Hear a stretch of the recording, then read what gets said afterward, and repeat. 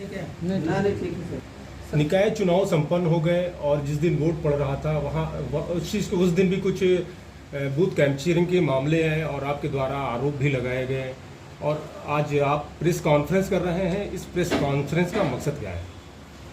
सबसे पहले मैं आप तमाम सम्मानित इलेक्ट्रॉनिक मीडिया के साथियों को बहुत आभार व्यक्त करना चाहता हूं कि आपने अपना समय दिया और हमें अपनी बात कहने का मौका दिया। चुनाव नगर पालिका परिषद कर्नलगंज का जिस दिन विधानसभा का चुनाव संपन्न हुआ था उसी दिन से एक लंबी साजिश के तहत इस नगर पालिका परिषद को छीन लेने के लिए एक कार्यक्रम चलाया गया। सबसे पहले परसीमन किया गया।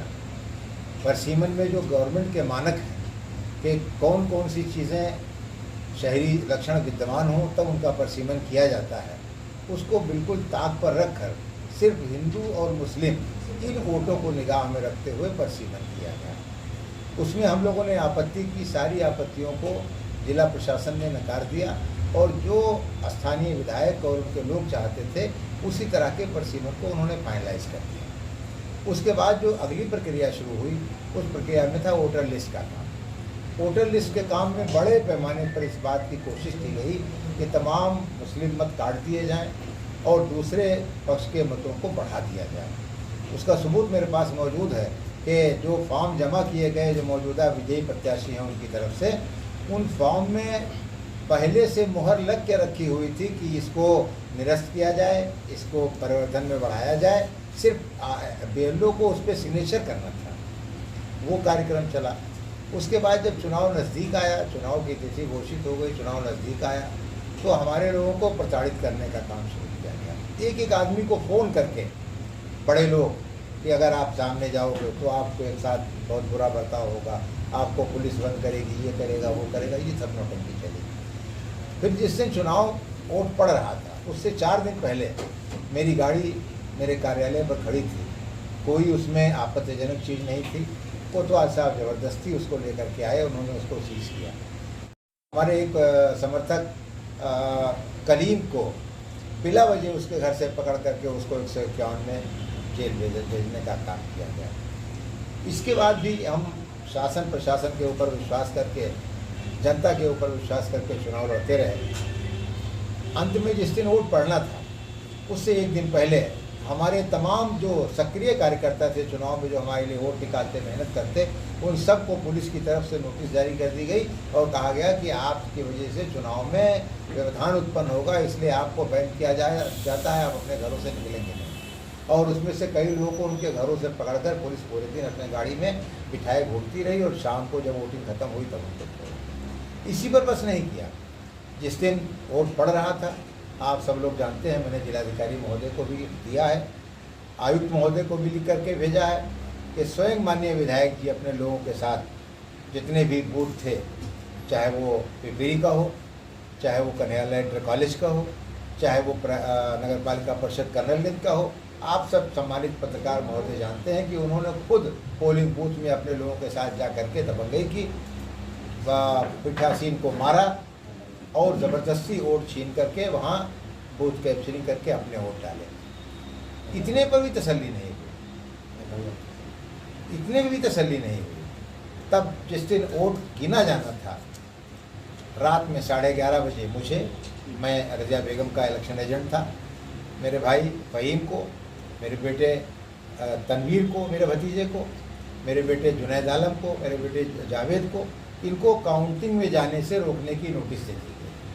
जबकि ये कहा गया था कि बाहर का कोई आदमी काउंटिंग एजेंट नहीं बनेगा, धर्मेंद्र तिवारी जो यहाँ के वोटर भी नहीं है वो वहाँ बाकायदा टहल रहे हैं। इतना ही नहीं किया गया, एक विशेष पहचान के तौर पर जितने भी बीजेपी के लोग थे उन सब लोगों को एक भगवा रंग की शर्ट पहनाई गई, जैसे वो उनका एक सर्टिफिकेट हो कि ये चाहे जो कुछ उल्टा सीधा करें इनको कोई कुछ नहीं कहेगा और बाकी लोग अगर कुछ भी करते हैं तो उनके साथ पुलिस ज्यादती करेगी।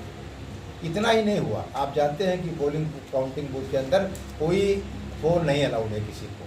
हमारे लोग एक फ़ोन लेकर के नहीं गए थे, लेकिन बीजेपी के लोग 2-2 फ़ोन लगाए, पुलिस वालों के सामने आराम से बात कर रहे थे, कोई उनको टच नहीं कर रहा था। हमारे लोग जब इसकी शिकायत कर रहे थे तो बिल्कुल ऐसे सुनी जा रही थी जिससे कोई मतलब ही नहीं है। और तीसरा जो सब इनवैलिड वोट, जो आरओ टेबल पर जाते थे, हमारे इलेक्शन एजेंट जो वहाँ बचे थे बेचारे, वो प्रोटेस्ट करते थे।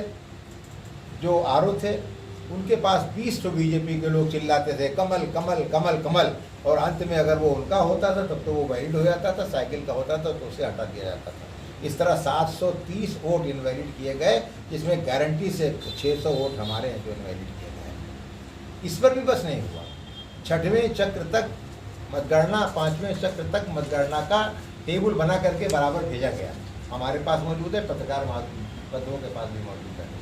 लेकिन जब 6वां राउंड आया, जिसमें मोस्टली हमारे वोट थे जो उनकी रीड को पूरी तरह से कवर कर रहे थे, तो 6वें राउंड की कोई टेबल जारी नहीं की गई। बाद में वहाँ शासन ने भेजा, वो अपने यहाँ नहीं जानते, लेकिन यहाँ नहीं जारी की गई, हम लोगों को उपलब्ध नहीं हुई। और इसी पर बस नहीं किया गया, 6वां राउंड कंप्लीट भी नहीं हुआ था कि 7वें राउंड के बक्से भी ला करके टेबल पर डाल दिए गए। इस पर कर्मचारियों ने प्रोटेस्ट किया कि हम नहीं करेंगे इस काम को। और सारे पुलिस वाले जो एसएसबी के जवान थे वो मुँह दर्शक बन के बड़े खड़े रहे।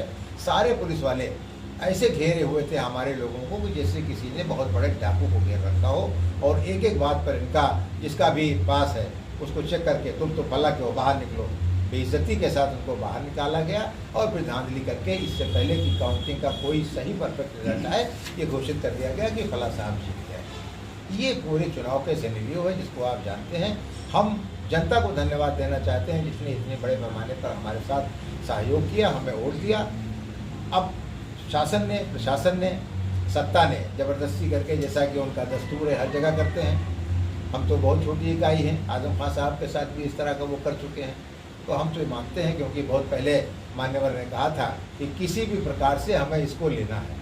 और बीजेपी के लोग ये बात चिल्ला चिल्ला करके कहते थे कि जीते चाहे जो कोई सर्टिफिकेट हम मिलेंगे, तो उनकी सत्ता थी, उन्होंने सर्टिफिकेट ले लिया। मान्यवर से क्या आशय है?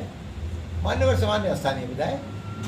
अच्छा, अगर इतनी अनियमितताएं हुई चैनल साहब, तो आप ये शिकायत मैंने आयुक्त महोदय से, निर्वाचन आयोग से, माननीय जिलाधिकारी महोदय से, माननीय पुलिस अधीक्षक महोदय से, माननीय अपर पुलिस महानिरीक्षक महोदय से और कमिश्नर साहब से की है। प्रतिनिधि मंडल भी समाजवादी पार्टियों का जाकर के जिलाधिकारी महोदय से मिला है, उनको भी लिखित शिकायतें दी गई, लेकिन किसी शिकायत पर कोई कार्रवाई नहीं। तो जैसे हम लोग पहले दिन से कह रहे थे कि सुधीर सिंह कोतवाल है, तो चुनाव किसी भी कीमत पर निष्पक्ष नहीं हो सकता है। सपा के राष्ट्रीय अध्यक्ष ने भी आरोप लगाया कि निकाय चुनाव में बड़े पैमाने पर धांधली हुई है, इस पे क्या कहेंगे? जो सच है वही वो भी कह रहे हैं, वही मैं भी कह रहा हूँ, और वो आप सब लोग जानते हैं, दिखाई भी पड़ रहा है। क्या है सच?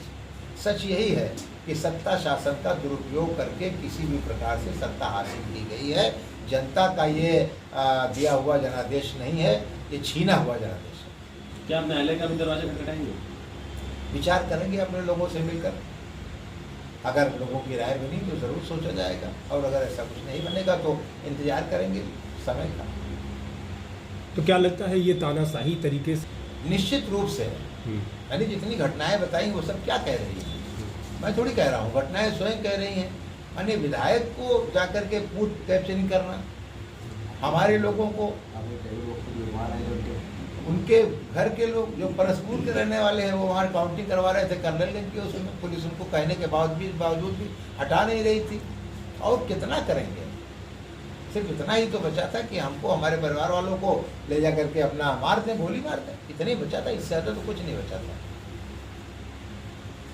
तो अभी आप क्या चाहते हैं? अभी हम जनता को धन्यवाद दे रहे हैं, प्रेस के भी, आप अपने इलेक्ट्रॉनिक मीडिया के साथियों से चाहते हैं कि लोकतंत्र का आप चौथा स्तंभ है। तो चौथे स्तंभ की ये जिम्मेदारी है कि जहाँ सत्य की हत्या हो रही हो वहाँ कम से कम वो अपनी आवाज़ बुलंद करें, इसीलिए आपको